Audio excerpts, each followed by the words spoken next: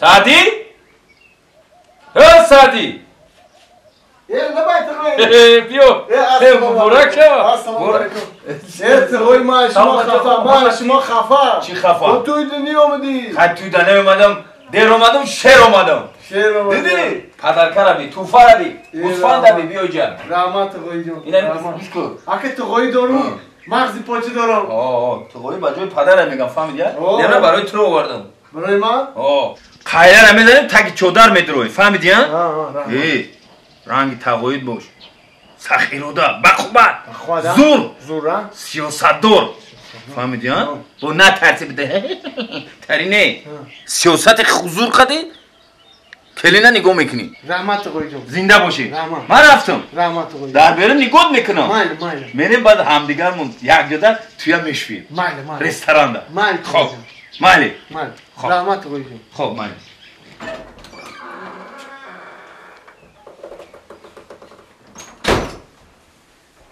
السلام علیکم دخترک خاله نغزه سازه کرکات نغزه گفتگوی دو شخص رو دیالوگ می نامد میدونیا باید از دختر خاله برنده چی گفته بود زندگانی حقیقی بعد از این سر می شود زندگی پستی بلندی ها داره شیرینی تلخی ها داره همه ایده صبر کردن در کار طاقت کردن در کار فهمو؟ فهمو انو گوش که دختر خاله من فعل و رفتار من در تو میفهمونم میگن که خیمچه که در تریش عروس در عروسیش وقتی که ای کار آمدم دیدی که چهرم خندونه کیپکم راسته بدون که نسرینیم زوره وقتی که ای کار آمدم دیدی که خوخم انوختگی کیپکم کجیله بفهم که نسرینیم نیست ای پیشم نبرو خوب ترش بری خونی یگون همسایدو بجا شو تو نسرینیم زور شده نه فهمو مردک جان گپا تمام شید انک مرا گوش کن وقتی که ای کار آمدی همی که دیدی که دو دستم در پیشی برمه بدون که نسترینیوم سازه اگر که ای کار آمدی دیدی که دو دستم در میانمه بفهم که نسترینیوم نیسته ختم زدگیم کپکتم فهمو؟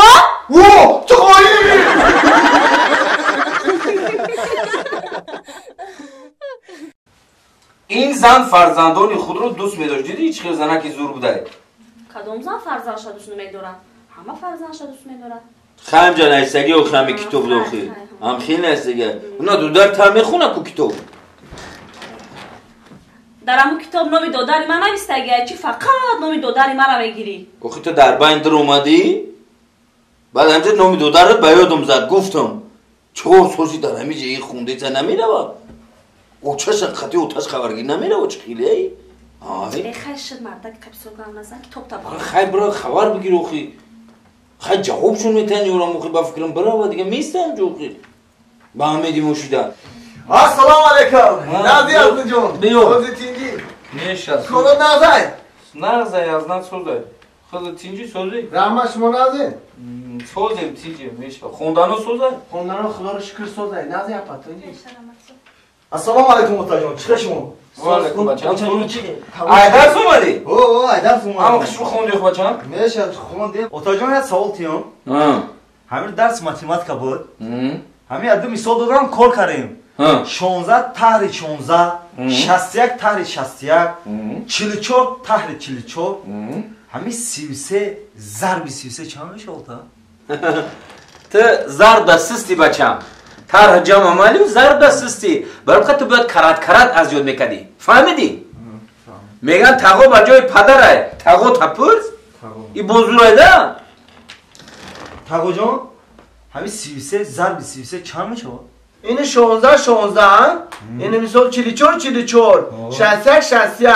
33 ضرب 33 این همش میشه تاکسی تاکسی اوه 33 تاکسی با سعودی خودش خوندگیه تاکسی دادم با سعودی خودش داخلش لگه یکی با سعودی خودش خوندگی داخلش لگه یکی تو یزم جون یه سوال همین شما اوتاجون یه سوال تیم بنی در کپکت درست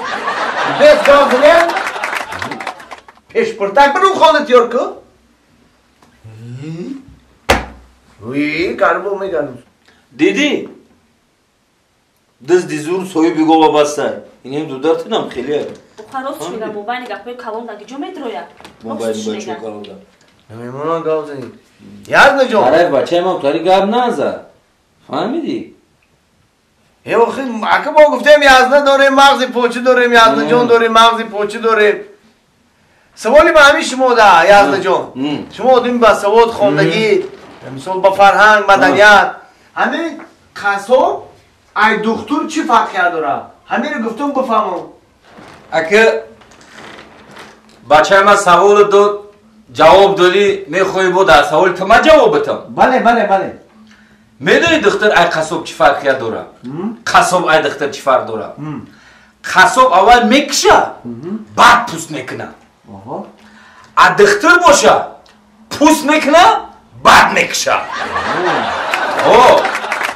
همه ای سوال جواب باشه یک سوالی دیگه یازده جون یک سوالی آخرون همین سوالی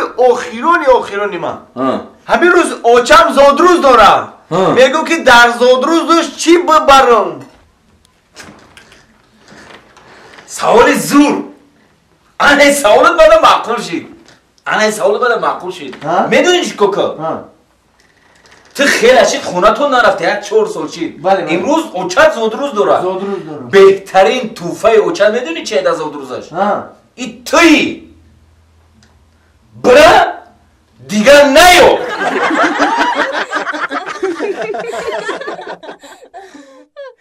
نام بود چون جان آدم قوتی درمان آدم زیب دست و خان آدم ای آدم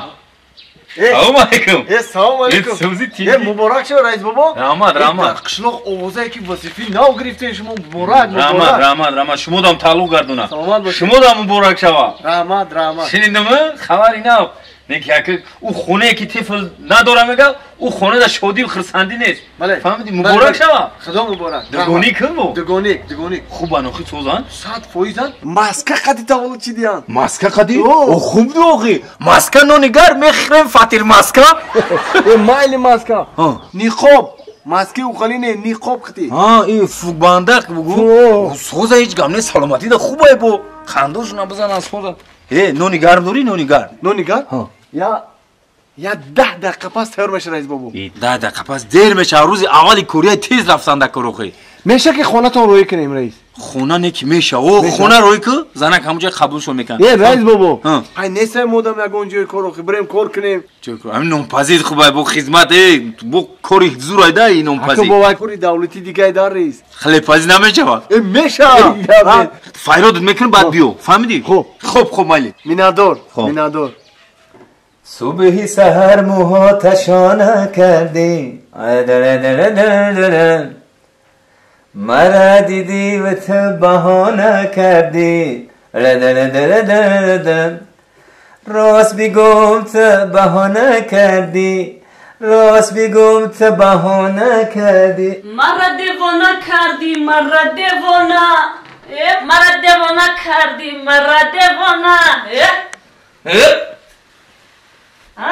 رئیس چی دیان؟ بربریس نولا در مودا موندی مرد دیگه وظیفه های نگرفتی ها؟ زنک بو بامیدی وظیفه گفته نزنیم اون بکشیم اونای بیا خلانی یک روز کار کنیم زنک چهلی که کستومی اتاقی که کشوده وای اتاق نیسته وای خطا وای دسته شپیده هم خیلی کشو چی دیگه تو ایره خیلی شپیده تاشی بفکر من را بشپی بفکر من من گیجی بچکه میشم زنک یا ده پرشیبکه بیار پرشیبکه رمان کاتیبه گرفتی؟ نه ولی اگون کارگرها من اگون چه ندیدم نمیدونم ولی کاتیبه هست نیست ندیدم کارگرها در کار ندارم من کاتیبه را گفتستم کاتیبه گرفتی؟ نمیگم مخ ندیدم ندیدم کاتیبه اگون چی ندیدم مردک با اگون کاتیبه نگیری که خشروچه فسان چه باشه فهمیدی؟ یک کاتیبه میگیری که بزبی خنکی فربه شودار باشه فهمیدی؟ فهمیدم набошад бира либосота пӯш